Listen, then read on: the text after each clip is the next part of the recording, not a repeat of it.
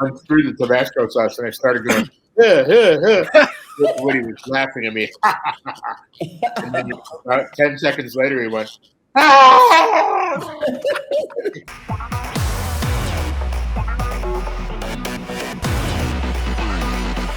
Welcome again, friends and fans, to another edition of GalaxyCon Live, where we are bringing the convention experience directly to you. And today, we are going back to the bar in Boston where everybody knows your name with the cast of Cheers.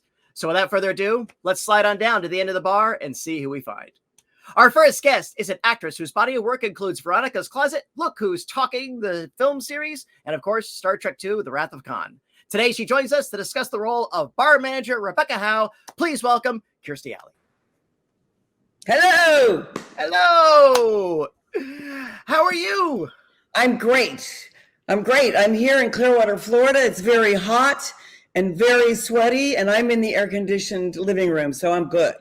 And as your neighbor here in Orlando, I can attest to our audience, if Florida is hot and sweaty, although the Florida Board of Tourism never wants you to know about that. And yes, thank goodness for indoor air conditioning, and I'll leave it at that. Exactly. We go on Space Mountain with my family. When we were at Disney World or Disney and we get too hot, we just go on Space Mountain.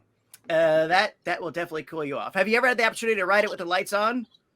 No. Ooh, it's more terrifying. Oh, it is? It is because you realize how close the walls are and everything else. It's like, oh my God, how do you do that? How do you get a ride on that? Oh, you're a celebrity. You could probably ask. All right. Well, Kirstie, thank you so much for joining us here today. We're here to talk about Cheers, but I just absolutely have to throw that out. Thank you for your contribution to Star Trek lore. As a Star Trek fan, I will always adore your take on Lieutenant Saavik, and of course, Star Trek II remains one of the greatest sci-fi films of all time. Thank you so much for that. Thank you for liking it. Yes, and Summer School, one of the funniest films of the 80s of all times, and I even like Runaway. That's how much of a nerd I am. I thought Runaway was, Michael Crichton's a bit of a genius. So his concepts were, those little creepy things they weren't far off from being, it was a little early. It was a little early in the creepy things that we could do with the robots. So I think now if you see it, you see how they could be. Now it was made. Now our phones would sprout legs and try to kill us. And run and poison us in the neck. Absolutely. Well, Kirstie, once again, thank you so much for joining us here on the GalaxyCon virtual stage. It's an absolute pleasure. Thank you. And speaking of pleasure, our next guest is an actor whose roles include recently seen in Monsters at Work, Toy Story, and every other Pixar film. Today, he joins us to discuss the role of postal worker and trivia polymath Clifford C. Clavin Jr. Please welcome John Ratzenberger. Hi. Yeah, as a matter of fact, you two are in Florida. A little known fact that the word Florida in the Seminole language means hot and sweaty. That's fantastic. You found out about that on your vacation in Florida, right? No, I just figured it out now. Listen to you two talk. All right. There you go. John, how are you? I'm good. I'm in a hot and sweaty place too, but other side of the country. All right, absolutely fair. Again, John, big fan. I love everything you've done in Pixar, and I have to say, in a perfect world, the character of Bill Towner from House 2, The Second Story, should have been spun off and gotten his own series. I agree with you. Yeah, he's the electrician adventurer. Yes. Who found parallel universes behind people's walls. And was completely nonplussed and ready for action, and absolutely stole the movie. Am I looking in the right place? Let's see. Yes, I should be looking right there. There you are. Yeah, it's just silent. Hey, how you doing? Okay. Right. All right. John, once again, thank you so much for joining us. Absolute pleasure. Thank you. And next, he is an actor whose body of work includes Forever Young, Fletch, and of course, the recurring role of Bob Swirsky on Saturday Night Live. Today, he joins us to discuss the role of accountant, painter, and beer tester, Hillary Norman Peterson, better known as everyone as Norm. Please welcome George Wendt. Howdy. Hey, Norm! Right, we had to say that. Right. George, how are you? I'm okay. Against all odds. Well, absolutely so. So, I think behind you, I recognize William Shakespeare. Who's the fellow in the middle? I think it's Shelley, but I'm not sure. Not Shelley Long, but Shelley. Right. Well, that looks like Dickens, too, right there. Right. over there. Yeah, that does look like Dickens. Yeah. Same famous author. All right, very good. So, George, everything's good in your corner of the world? Yeah, Yeah. Yeah. Yeah, I know. It's reasonably well-ish. Still above ground. over the past 18 months, well is the new awesome, and I think we can all we all thank our lucky stars for that. So, distinguished guests, once again, thank you all for joining us here on the GalaxyCon virtual stage. Our team is going through the chat room right now, pulling out the questions for us. In the meantime, I'd just like to throw this out.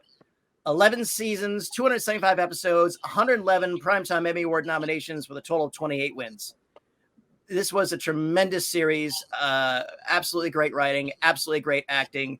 Just hit above board and started out as the underdog. Came in first season, I think, almost dead last, and it was the critical praise that saved it. What was the best memory each of you have taken from being a part of Cheers?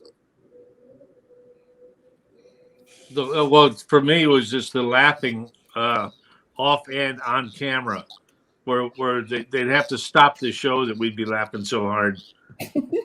And things that the audience didn't know about, but just because we felt like we were actually working at a bar. And that was my favorite takeaway. Fair enough. George, you were there.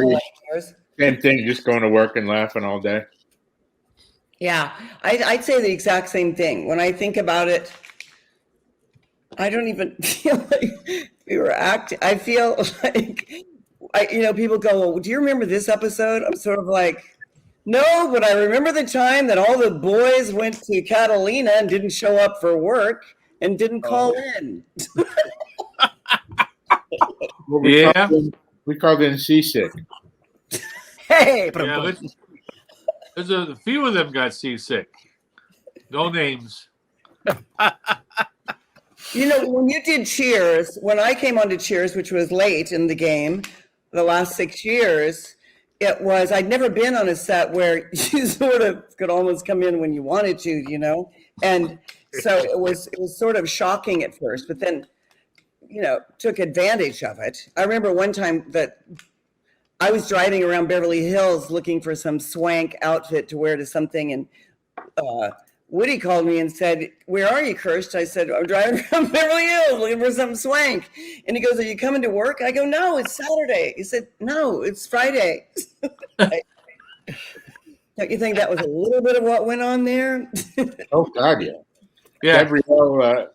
Gabrielle James played more roles than any of us. Our script supervisor sat in for us. Stand here, do that. So, what was? Kirstie made a good point. You don't remember episodes. I'm sure I you, but what was maybe the craziest day in the set each of you could recall? Big water fight one day. Big. Yeah. I think John had a hefty bag filled with water, standing at the top of the stairs, waited for Woody to walk by and dropped it on him. And then Woody broke out the fire hose on stage 25. Really? Yeah, upstairs in the dressing rooms, yeah. Yeah. And I couldn't find anything to fight back with, so I looked in my room for a bottle of Perrier or something to arm myself, but all there was a bottle of Tabasco sauce. So I unscrewed the Tabasco sauce and I started going, Woody was laughing at me. And then about 10 seconds later, he went, I didn't realize, it was like the equivalent of pepper spray. Yeah. Oh my goodness. Oh, water fight and again Tabasco. All right. Who's got something that can top that? It's no, because then it involves other names and they may not want to be mentioned. And that's fair. And so what are your initials? Do you know what made me laugh? And it's not really funny, but it is super funny. Is that when one day I remember, before we would go on, what we would do is we were a little bit different than other shows. They would do dress rehearsals and things like that. We didn't have to do that. All we had to do was do a run through, then go upstairs and hang out, and then eat dinner together. We would all eat dinner together. And then take showers or whatever, and then get in our costumes and go to work. So go down and film, you know. So people like to get pictures of people naked or catch them in compromising positions. So my favorite, one of my favorite ones, I don't really know why, was when, you know, we were trying to get, Ted was in the shower and swinging the door open was like sort of old school. So we were all trying to figure out different ways to take pictures of them naked. And Woody came through the ceiling. He like went down along the dressing rooms, and then he took the, you know, the ceiling thing out and got pictures. And I realized that after, you know, it's much stricter now. We would be in prison. Yeah. Woody took a dump in my wastebasket once. He did. He took a dump in your wastebasket? Yeah. I remember that. I partied. I went in his dressing room, which was right across the hall from me, and I cut a fart, and I closed the door, and he just to gross him out. And then I went in my dressing room, and I was on the phone with somebody, and Woody burst in and pulled his pants down, sat on my wastebasket, and his face turned purple. And I was like, what the hell? And he dropped a deuce right in my wastebasket. How do you do that on command? I don't know. Oh, God. And these are the stories they feel comfortable telling us. It really was like, you know, I came on, like I said, I came in on season 6. Yeah. No, season whatever, whenever I came on. But it was, when you think back on it, everything I remember was just like, it was like being at the most fun summer camp that you could possibly design.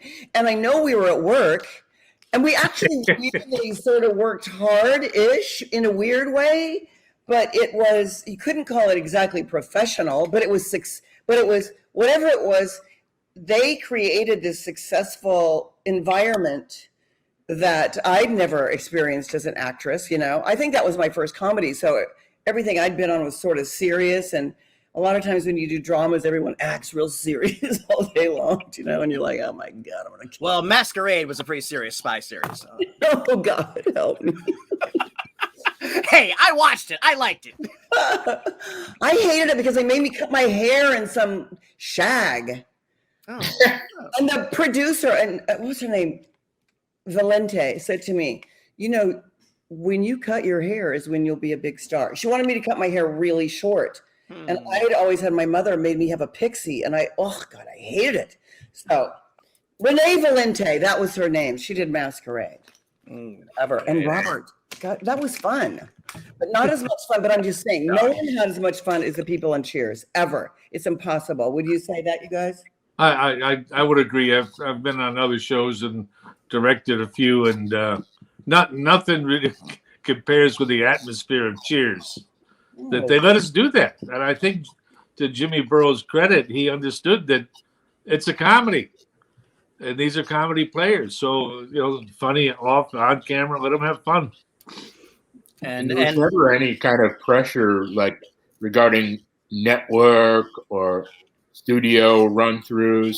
Like we didn't even know they were there. I mean, yeah, we see Warren Littlefield hanging out once in a while, or John Pike from Paramount, but it was always just to goof around and laugh.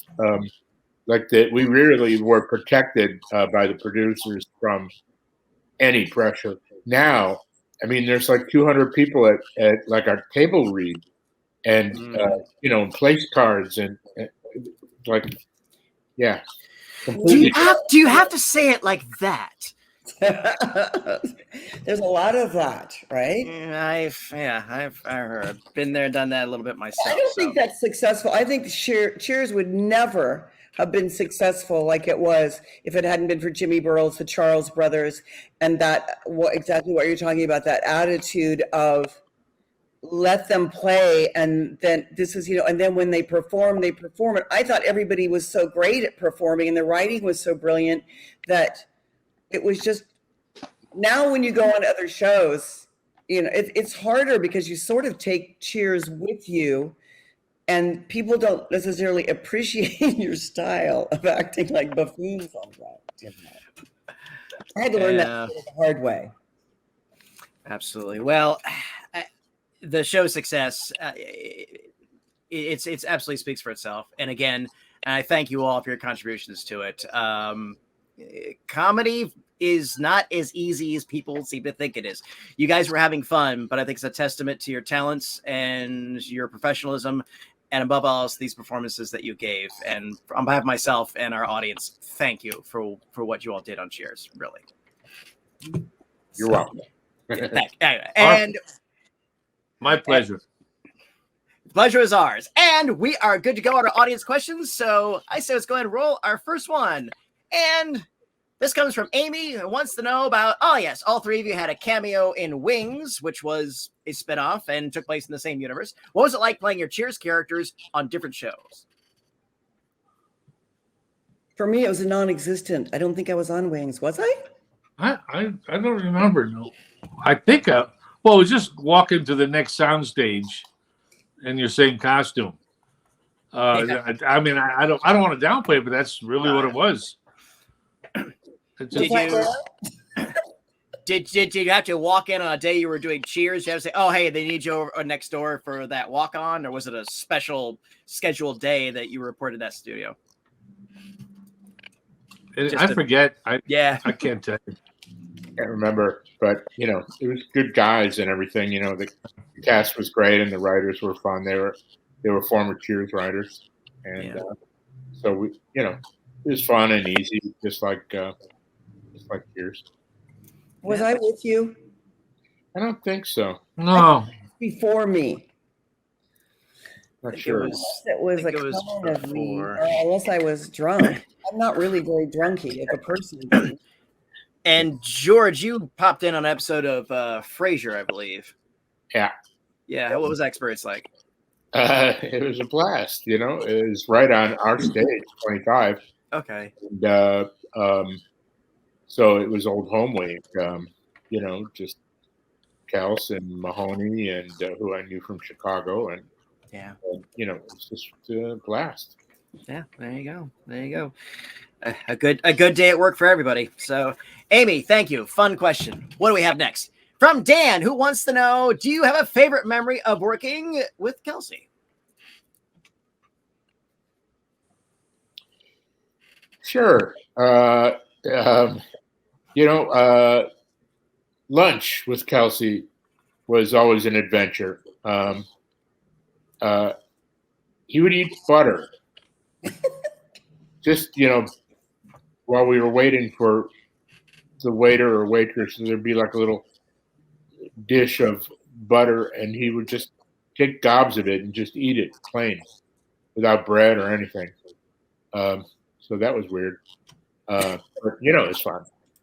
And he generally would have a martini or two. I thought it was so cheeky, but he pulled it off. Yeah. Absolutely. Absolutely. I have a lot of memories of working with Kelsey. I'm trying to think of what I can say. Isn't that you guys having that a little bit? I can say that one time, why not? It was a long time ago. I did walk in my dressing room and one of my relatives was having sex with Kelsey. So that is a memory that, was in my dressing room. And I had brought my chicken to work that day. Do you guys remember Billy Idol, the white fluffy chicken I had? Maybe you don't. Anyway, yeah. I would bring him to work now. I was always bringing animals, but then I went with Billy Idol, and there was Kelsey and my relative. I'll just say relative. You may know who that was, guys, but we won't have to out anyone. It's just a relative. Cal said he didn't wear shoes much either. He'd walk around Paramount barefoot. Hey, he was a Florida beach boy. I think he grew up in Florida, didn't he? I don't know, but he's so smart. Kelsey is like so insanely smart. He can speak to anything. He obviously spoke to your relative. He did. He was very influential over there. Don't you find yourself a little bit when we get asked a question that we have to think a bit before we give an answer because we're going to give stuff away ish? Hey, I just say, there, Dan, there you go. that took us down some roads we haven't seen here at GalaxyCon. All right, what's next? Here's from Christopher. Are you surprised at how well Cheers has held up over the years?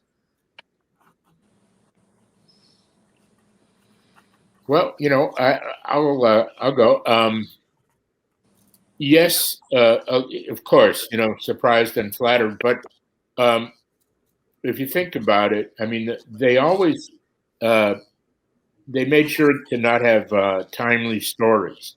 There was not like issue stories like someone's going to get an abortion or someone's going to, do something to address something in the news. And that never happened. Also, the most of the shows in those days, the multi-camera comedies in those days were video, such as Archie Bunker, Roseanne, etc., Barney Miller. Those were all video. And Taxi, of course, was on film, and Happy Days were on film. The Paramount shows were generally on film. So film was way richer, and it doesn't look like crap 30 years later, which was a bit of foresight on their part. Mm-hmm. And the lighting was it felt like an old-fashioned, you felt like you're doing an old-fashioned show because the writing was so smart, so it was a bit timeless, right? Yeah. Felt like. Yeah, the lighting boss is John Finger. Remember John? Yeah. And I've watching old movies, I see his credits on like Cecil B. DeMille films. I mean, he was around for a long time. He knew. Oh yeah, the average age of the camera crew was 80. Wow. I would say, really. Oh yeah. Because they just sat there. That They were the best. Dolly grips and focus pullers did all the work. The operators were all super old and really enjoying work. Yeah. Yeah, but they were younger than we are now. You know what I was thinking about the other day was, when you were saying that we didn't have timely things, but we had some timely things. And I remember one time Rhea and I went to lunch and we stayed too long and we came back late, of course. And Jimmy took us aside. And it's one of the first time, it's the only time he scolded us. And he said, Kirstie, Rhea, the Joint Chiefs of Staff is here as our guest star. You can't come in late from lunch. Wow. Yeah, I remember that. But yeah, remember that. What was his name? Bill? Admiral Crow. Oh, Bill Crow. Yeah, and he had that.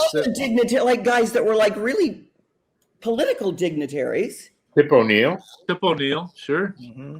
Yeah. Remember, he could memorize a whole page of script in 30 seconds. Yeah. He'd glance at it. He wouldn't even read it. He'd glance at it and then know it by heart. Yeah. Wow. That's crazy. Who else did we have? And we had stuff like, I'm still friends with Wade Boggs. Remember when Wade Boggs did the different athletes? I remember Larry Bird and Kevin McHale. Yeah.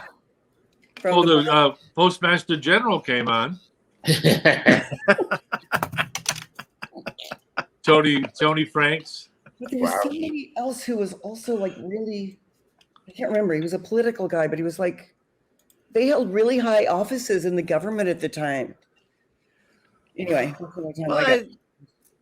it seemed like once it hit its zenith, and again, the charm of the location was that being a bar that you could have. It wasn't like being a home environment where like, oh no, honey, the chairman of the Joint Chiefs of Staff is coming over for dinner. You can't get away with that. But hey, Tip O'Neill, what are you doing here?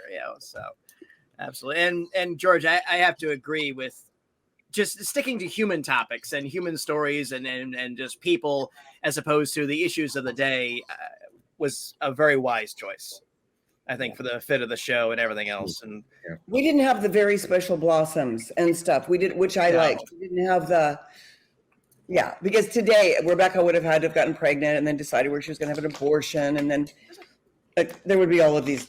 Oh, no, we never had those. No one ever got sick. Did anybody ever get sick? No. No, and there's absolutely time and forum and shows for that sort of stuff. But sometimes, just like the title song of the show, sometimes you just want to go and just have a really good, fun, comfortable comedy, you know? And I think that's what it was. Well, those things aren't actually funny. So how do you, even when I see them in shows, I know with the Golden Girls, when I see one where they got real serious, I was sort of like, no, come on, no, just stay over there in this lane. This lane is that's for me, but maybe other people.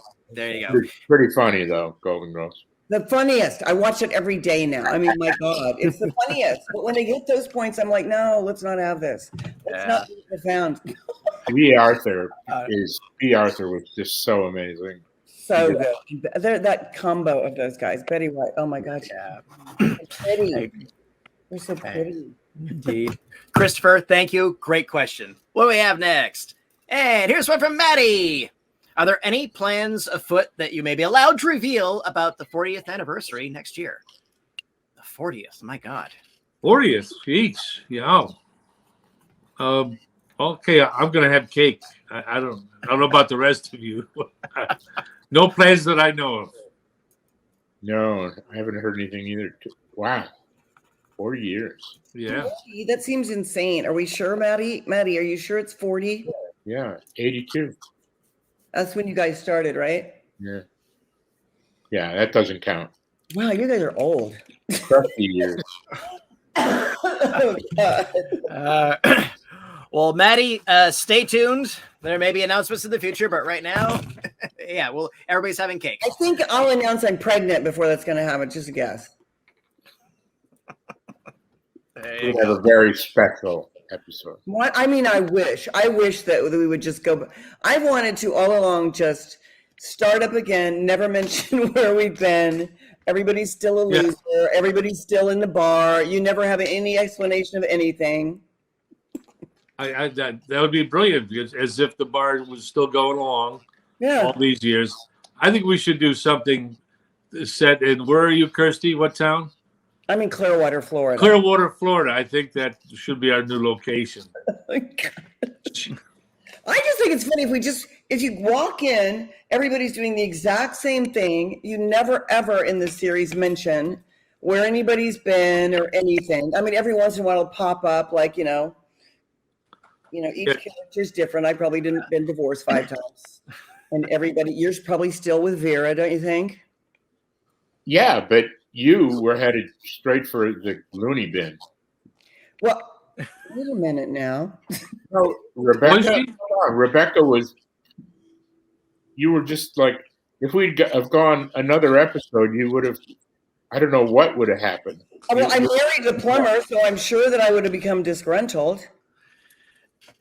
I think there was a throwaway line that your character and the plumber had busted up in Frasier. So. Oh, was there? Well, it makes sense, doesn't it? And then, but you were hanging out at Cheers. Yeah, and John, what would you be doing? What do you think? Would you be married? Oh, yeah, Cliff. I think that Cliff would have hit the lottery, and then pissed away all his money on showgirls and sports cars, and then he's back, living with an old aunt, selling shoes. Yeah. So I just thought Norm would have gone AA and be the manager of a sober living house with all these tragically sexy not teenage, but 20-something men, who was like all sorts of like, that'd be the spinoff. I'd be like the voice of reason, guys. You've given that some thought, George. Yeah. Yeah. You still go back to Cheers. You just be ordering club sodas and soda. And again, I think it was very charming that your character, Sam, had like the final word in the final episode. I mean, the speech your character gives about, look, if there's a place in heaven, as far as I'm concerned, it's that stool over there. And I think that summed it up for everybody who'd been along with all you guys up until that time. So yeah. So good stuff. Good stuff. Great question. What do we have next? From Boogie. What has been your favorite non-Cheers project? Oh, that's a good one. Your favorite non-Cheers project? Yeah, what's the favorite thing you've done besides Cheers? Oh, Well, I'm putting on some luggage racks on my car this afternoon. Oh, somehow musicals. I don't know what the hell. Oh, I know. That was like after Hairspray had run for several years in New York, it came down to me. So I got to play a middle-aged, obese, woman, doing song and dance on Broadway for a year. It was it was really, really fun. Odd, but fun. no. Absolutely. John? Yeah, I'm sorry. What was the question? So, the favorite thing? But yeah, I thought the besides the luggage luggage. Well, look, yeah, you want to say to my luggage rack? That's fine, boss. I've been enjoying my animation voiceover career for the last 26 years. Matter of fact, another one in a couple of weeks ago for Skydance, John Lasseter's new company. So doing another one for him. And I just playing with my grandkids, I guess. Oh, that's a good one. Nothing spectacular.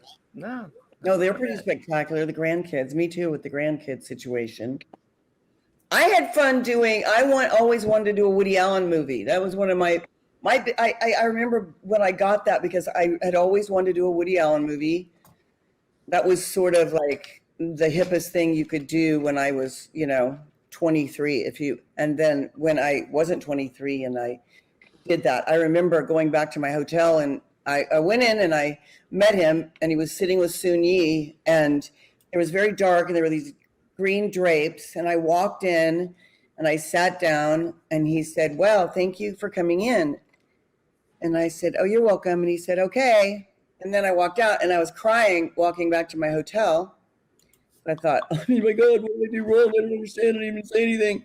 And then when I got back to my hotel, my agent called in, literally said, oh, you have it. And I go, how? I don't understand how. How could I have it? I didn't even speak. And he said, well, maybe that's why you got it. But that was sort of a dream come true, I guess I could say. Fair. Absolutely fair. Boogie, thank you. Fun question. What do we have next? And here's one for Jeff. What was each of your auditions or audition processes like for Cheers? Oh, that's a good one, Jeff. Mm-hmm. Go, guys. I don't know yours. Well, you started out the same character between both of you, wasn't it? Sorry, me and John? Yeah. Yeah, we did. But I'll set up John for the. I'm trying to figure out how to truncate it, but go ahead. Mine was. They said they want. I was tied up to a different show, and they said, "Well, we want you to come in as a guest. It's a small role, though." Oh, okay.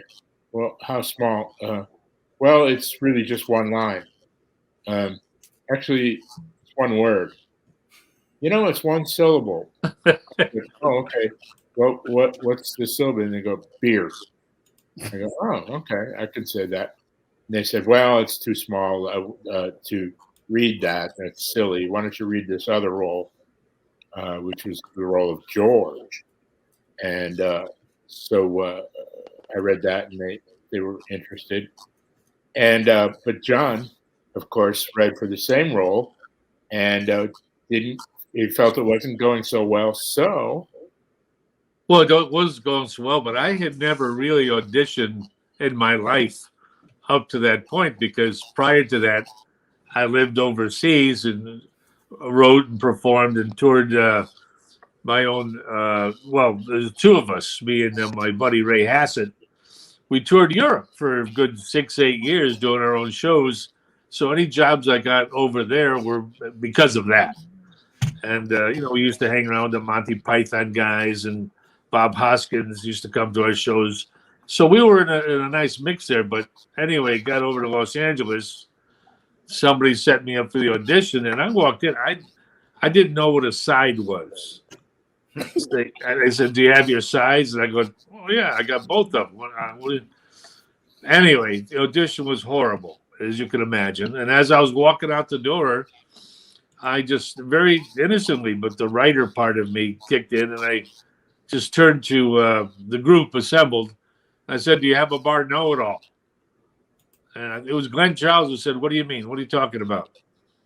So I said, the kind of guy who, and I think I picked up a Bic pen off of the desk there, and I went into this explanation on how the Bic pen came about and how it was named and this, that, and the other thing. And I got them to laugh enough where I could leave with my dignity, because I'd been doing great work over in Europe for a lot of years. So I thought, wait a minute, no, I'm better than this. And they need to know that.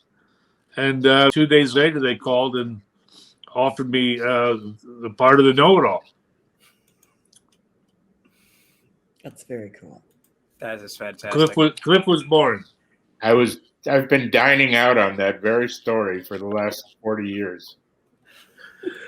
Yeah, it was. I was so blasé, and because I was writing something for CBS at the time, and I said, "Hey, I gotta go." And one of the vice presidents of CBS said, "Where are you going?" I said, "We'll get this, start rehearsals on this show." He said, "Oh, was that the bar one?" I said, "Yeah." He said, "Trust me, the American public will never go for a show set in a bar." Oh, good. That's okay. 11 years later. He was a little wrong. Oh, Jimmy's dad, Jim Burroughs, yes. wrote this Duffy's Tavern, which was a very popular sitcom on radio set in Duffy's Tavern. I didn't know that. That's cool. Yeah, I think, isn't that where Cheers basically came from, with Bob Broder or somebody said, "Well, why don't we talk about, the writers and Jimmy putting together a TV version of Duffy's Tavern?" Could be. I never heard that version, but yeah. Unless I just thought of it myself, but I don't know. Yeah, I heard something similar to that it burbled in several forms, so it came up to this. So nice. And Kirstie, Yeah. when did Cheers blip in your radar? Okay, so I was off doing a movie with Sidney Poitier and Tom Berenger, and I was a dramatic actress. Okay, and I can't picture that. It's hard to anyway. I'd done before, Jimmy Burroughs, the director, producer. He said, and Jeff Greenberg, who's the casting director, said they'd seen me do Cat on a Hot Tin Roof at the Mark Taper Forum, and they thought it was really funny. Now, as we all know, Cat on a Hot Tin Roof is a drama. Anyway, so I was off doing this movie, and I remember my agent called and said they would like to see you for this TV show called Cheers. I wasn't very familiar with it, but I had a plan. I thought, I'd like to do some comedy movies. And I said, if I could get this and do it for a year, then people could hire me for comedy movies. So what most people don't know is, and this is unheard of, my contract, maybe it was because they thought I was going to be horrible and they were going to fire me the first week, but my contract was for 1 year. Mm-hmm. And when you sign up to do comedies like that, your contract usually has to be 5 years.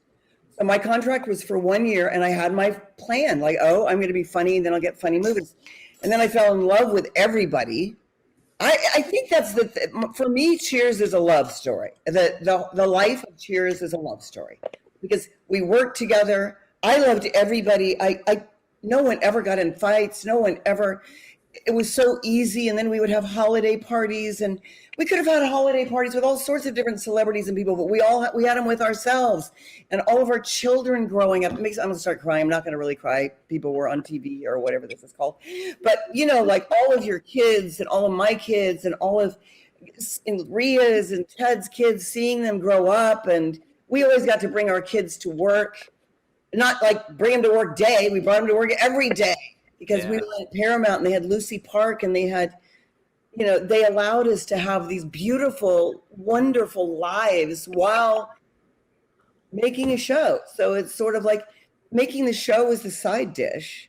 I think a lot of that was you though, Kirstie, because I think you had a Easter party at your place out in Encino, and we had Easter you were and- dressed as a princess, and then you got the frog, and you had these treasures hidden all over the place, and the food was just out of sight, just the gourmet food everywhere.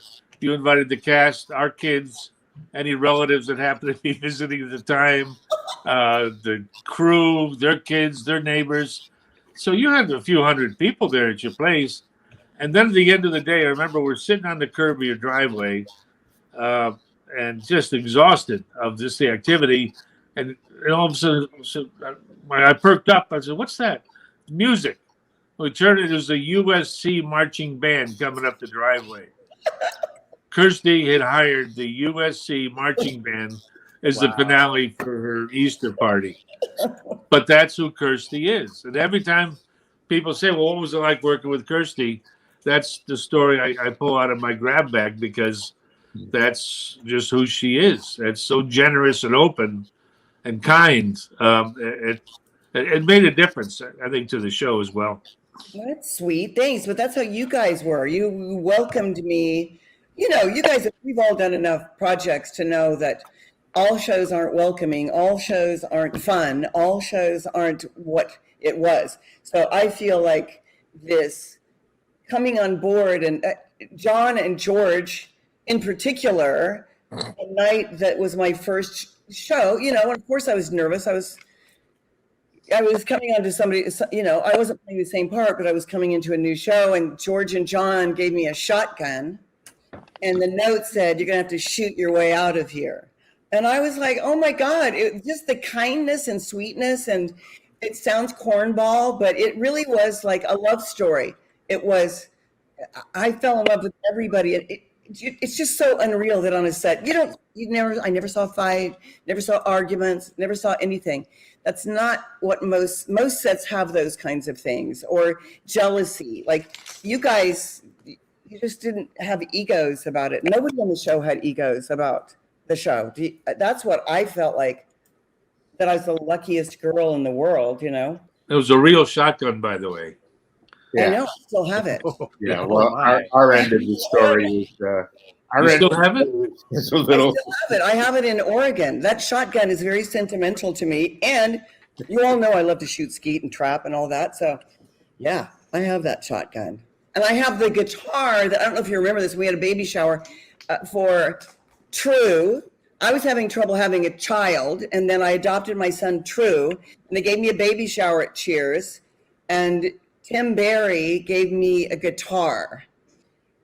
Gave True a guitar. True still has the guitar too, because I always said, "Oh, I want a rock and roll baby." I got one.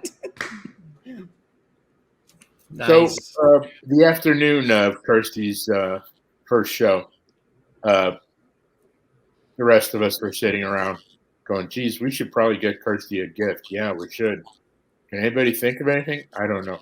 And Rhea goes, "Look, I have a meeting." And Ted goes, "Yeah, I got something too." And Woody was, I don't know, in Mars. And so it came down to John and I to sort out the gift. And so we're like, "All right, we'll take care of it." And we go out, I believe, in my car. Yeah, you were driving, and it was no idea. We're just like looking for inspiration. We're going past all these shops on Melrose. What could we get? Trashy lingerie? No.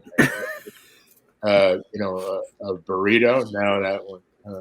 And then we drive by Big Five Sporting Goods, and John says, "Look, Big Five." I'm like, "Yeah." He goes, "Want to get her a shotgun?" We laughed for about 5 minutes, and then we went in and bought the fucking shotgun. And it was that easy as pie, you know. Yeah. How sweet is that? How sweet is a note? If you want to leave this cast, you have to shoot your way out. Yeah. That was George's. Yeah, go ahead, John. What? I was just saying, the other cast were like, "You are insane. You bought her a shotgun?" And went like, so, I mean, the best news about it is John and I were off gift duty now from never set out to get gifts again. For the rest of our lives. I know. Uh, That's what I had in my life. So you were spot on. I'm from Kansas. Come on. And is this a double barrel or pump action? It was a 12 gauge shotgun. 12 gauge, yeah. Nice, very nice. Guys, this has been an absolute delight. Any final words for our audience before we take our leave?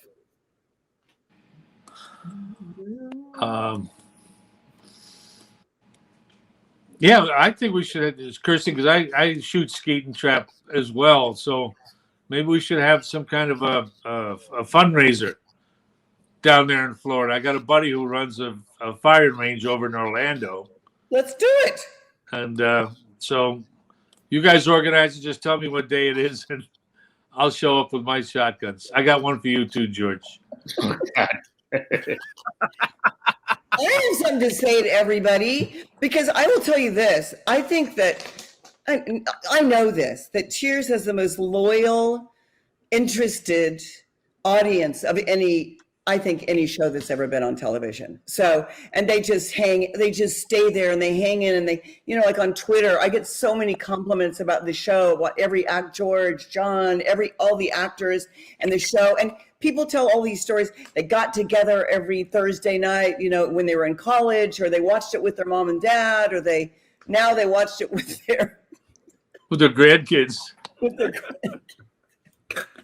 Anyway, it's just like, thank you for being so receptive to all of us. It's pretty amazing. Thank you. Thanks is ours. It has been my absolute pleasure to serve you all here today. Once again, thank you for joining us on the GalaxyCon virtual stage. Thank you to our audience for joining us, and thank you all for those great questions. Hope to see you all again soon. Until then, bye-bye, everyone. Take care, and remember that smiles are free. Spend them often.